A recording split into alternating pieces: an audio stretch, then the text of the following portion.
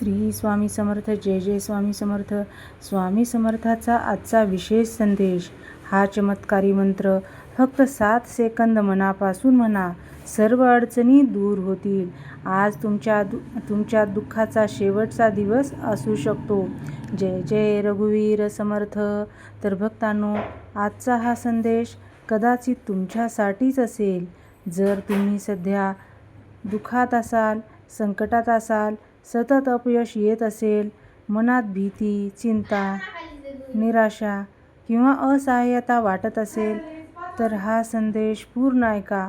कारण स्वामी समर्थ आपल्या प्रत्येक भक्ताला एकच गोष्ट सांगतात, भिवू नकोस, मी तुझ्या पाठीशी आहे. अनेक भक्तांच्या जीवनात असा काळ येतो की त्यांना वाटते आता सर्व काही संपले आहे. प्रयत्न करूनही यश मिळत नाही. घरात वाद विवाद, आर्थिक अडचणी, नोकरीचा प्रश्न, शिक्षणातील अडथळे, आजारपण किंवा मनशांतीचा अभाव या सर्व गोष्टी मनुष्याला आतून कमकुवत बनवतात. पण भक्तांनो, अंधार कितीही मोठा असला तरी सूर्योदयाला कोणी थांबवू शकत नाही. त्याचप्रमाणे संकटे कितीही मोठी असली तरी स्वामीची कृपा त्याहून मोठी असते. आज मी तुम्हाला स्वामी समर्थाच्या नामस्मरणाचे महत्त्व सांगणार आहे. अनेक भक्तांचा अनुभव आहे की जेव्हा जेव्हा त्यांनी मनापासून स्वामींचे नाव घेतले, तेव्हा त्यांना धैर्य, आशा आणि पुढे जाण्याची शक्ती मिळाली. स्वामी समर्थांनी कधीही भक्तांना चमत्काराच्या मागे धावायला सांगितले नाही. त्यांनी श्रद्धा, सबुरी आणि सत्कर्म यांचा मार्ग दाखवला आहे. म्हणून कोणताही मंत्र हा जादूसारखा सर्व समस्या क्षणात नाहीशा करतो असे मानण्याऐवजी तो मनाला स्थैर्य आणि सकारात्मकता देतो असे समजणे अधिक योग्य आहे. भक्तांमध्ये लोकप्रिय असलेला एक नामजप आहे, श्री स्वामी समर्थ. हा जप उच्चारायला काही सेकंद लागतात, पण त्यातून मिळणारी मानसिक शक्ती ही अमूल्य असते. जेव्हा मन घाबरलेले असते तेव्हा हा जप मनाला आधार देतो. जेव्हा निराशा वाढते तेव्हा हा जप आशेचा किरण बनतो. कल्पना करा, तुम्ही एखाद्या मोठ्या संकटात आहात, सर्व दरवाजे बंद झाले आहेत असे वाटते. अशा वेळी तुम्ही शांतपणे डोळे मिटा, स्वामींचे स्मरण करा आणि मनापासून म्हणा, श्री स्वामी समर्थ, श्री स्वामी समर्थ, श्री स्वामी समर्थ. काही क्षणासाठी मनातील गोंधळ कमी होऊ लागेल, कारण जपामुळे मन एका सकारात्मक विचारावर केंद्रित होते. आजचा दिवस तुमच्या दुःखाचा शेवटचा दिवस आहे का, याचे उत्तर कोणालाही निश्चितपणे देता येणार नाही. पण आजचा दिवस तुमच्या नव्या सुरुवातीचा दिवस नक्की होऊ शकतो. कारण बदलाची सुरुवात बाहेरून नाही तर मनातून होते. स्वामीचा संदेश असा आहे की हार मानू नका. कितीही संकटे आली तरी पुढे चालत राहा. देवावर विश्वास ठेवा, पण त्याचबरोबर प्रयत्नही करत राहा. श्रद्धा आणि कृती एकत्र आल्या की जीवनात मोठे बदल घडतात.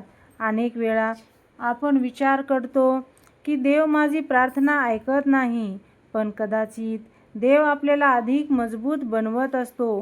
प्रत्येक संकट आपल्याला काहीतरी शिकवते. प्रत्येक अडचण आपल्याला अधिक सक्षम बनवते. स्वामी समर्थ सांगतात की मनातील भीती सोडा, भूतकाळातील चुका विसरा, भविष्याची अतिचिंता करू नका. आजचा दिवस चांगला घालवा, चांगले विचार करा, चांगली कर्म करा. जर तुम्ही आर्थिक अडचणीत असाल तर निराश होऊ नका, प्रयत्न सुरू ठेवा. जर शिक्षणात अडथळे येत असतील तर अभ्यासावर लक्ष केंद्रित करा. जर नातेसंबंधामध्ये समस्या असतील तर संयम ठेवा आणि संवाद साधा. स्वामींची कृपा म्हणजे केवळ चमत्कार नाही, तर स्वामींची कृपा म्हणजे योग्य वेळी योग्य विचार मिळणे, संकटात धैर्य मिळणे आणि अंधारात आशेचा प्रकाश मिळणे. आजपासून एक छोटा संकल्प करा. रोज सकाळी आणि रात्री काही मिनिटे स्वामींचे नामस्मरण करा. मन शांत ठेवण्याचा प्रयत्न करा. तुमच्या शांत ठेवण्याचा प्रयत्न करा, दुसऱ्यांना मदत करा, चांगले विचार मनात ठेवा. लक्षात ठेवा, कोणताही काळ कायमचा नसतो. दुःख कायमचे राहत नाहीत, संकटेही कायमचे राहत नाहीत. काळ बदलतो, परिस्थिती बदलते आणि जीवनात नवे अध्याय सुरू होतात. कदाचित आज तुम्ही रडत असाल, कदाचित आज तुम्हाला कोणी समजून घेत नसावे, पण स्वामी समर्थाचा संदेश तुमच्यासाठी आहे. भिवू नकोस, मी तुझ्या पाठीशी आहे.